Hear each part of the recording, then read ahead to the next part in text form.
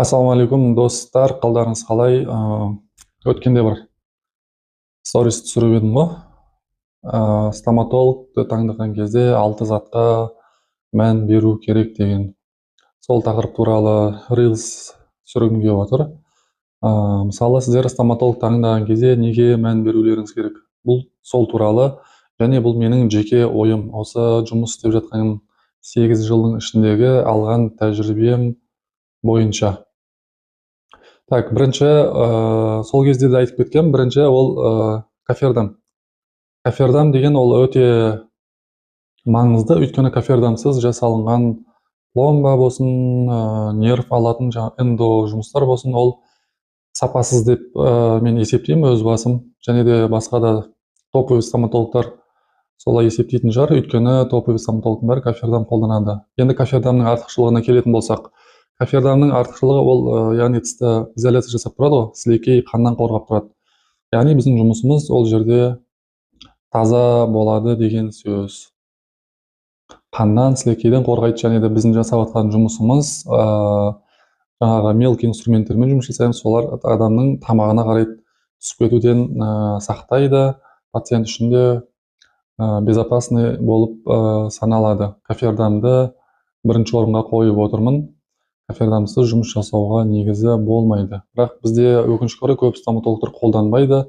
Менің ойымша кофердамды орнату қиын деп ойлайтын шығар, бірақ қиын емес. Қолды үйреткеннен кейін ол бір 2-3 минуттық жұмыс болып қалады. Негізі ешқандай қиындығы жоқ. Ал екіншіге келетін болсақ, ол фотопротоколды екіншіге қоятын едім. Фотопротокол дегеніміз, яғни мынандай фотопротоколды телефонмен жасалмайды, телефонға качество жақсы берілмейді.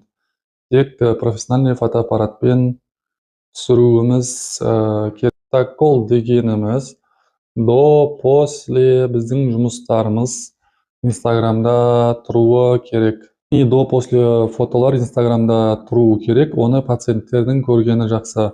Мысалы, сіздер стоматолог таңдаған кезде Инстаграмына, болмаса тиктогына қарап жұмыстарын көріңіздер. Ол, мысалы, стоматолог айтуы мүмкін, мен жақсы жасаймын, мен крутоймын деп айтуы мүмкін, бірақ сіздің көзіңіз жетпейді ғой. Сол үшін көзіңізді жеткізу үшін оның жұмыстары сіздің көз алдыңызда тұруы керек. Қалай пломба салады, қалай коронка салады, қалай брекет салады, до-после барлық суреттер тұрса, сіздің сенімділігіңіз артады ол стоматолог үшін. Мысалы, сізге бір досыңыз келіп, мен Дубайда болдым десе, бірақ сізге ешқандай сурет көрсетпесе, сіз оған сенбейсіз ғой. Мысалы, кем дегенде Бурж Халифаның алдында түскен суреті болу керек. Сол кезде мысалы, бар кеп қой деп сенесіз. Сол үшін стоматологта да сондай. Стоматологтың өз жұмысын пациенттерге көрсету керек.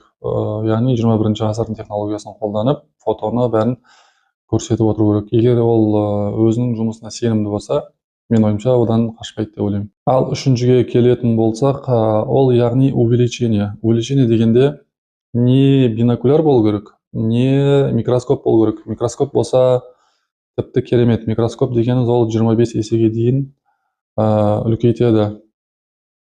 Мысалға, қазір бір мысал көрсетейін.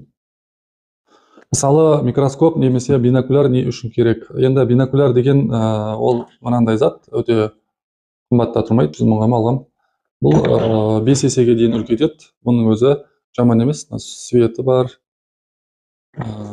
Өте жақсы зат, мен алғаным өте қатты қуанам.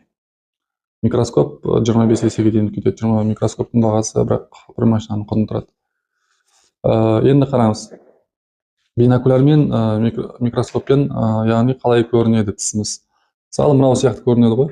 Өте, мысалы, кішкентай тісіміз, кішкентай тіс деген вообще кішкентай ғой, мынандай ғой. Соны осылай көреді стоматолог. Яғни каждый бугорогын, каждый қалып кеткен кариестер бәрі анық көрінетін болады да. Сол үшін стоматологта бинокуляр немесе микроскоп болғаны жақсы. Соған да мән беріңіздер. Жай көзбен қарағанда осындай үлкейтетін құралдармен көрсе, ол жұмыс әрине сапалы болады. Әсіресе тістің түбірін емдеген кезде, былай қараған кезде тістің түбірлері көрініп тұрады. Ол жай көзге көрінбейді. Примерно ұрады. Ал бинокулярмен прям ішін, каналдың ішін бәрін көресің. Так что үшіншіге бинокулярды қоятын едім. Енді осы Reels 50 лайк жинаса, мен келесі часын түсіретін болам, қалған үшеуін. Сол үшін лайк басып комментарий жазып отырыңыз.